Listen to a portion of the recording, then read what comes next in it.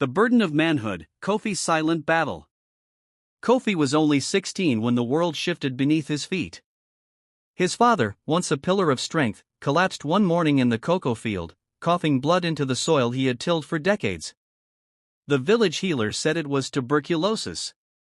The hospital was too far, the medicine too expensive, and the silence too loud. Kofi stood at the edge of his classroom, torn between algebra and obligation.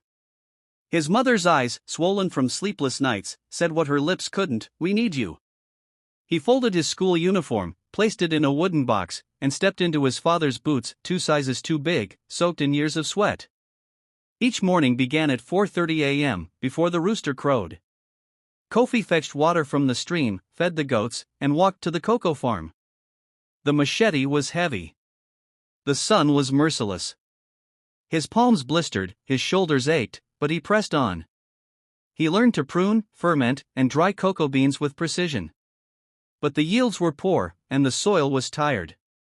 Middlemen came in shiny trucks, offering coins for gold. They weighed the beans with rigged scales and paid half the market price.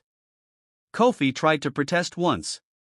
The man laughed and said, "You think you're the first boy to dream?"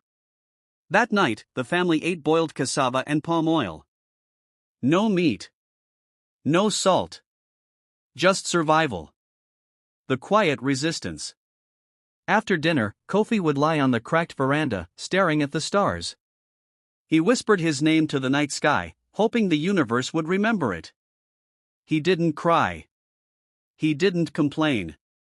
But he wrote poems in his mind, verses about freedom, dignity, and the taste of chocolate he'd never afford.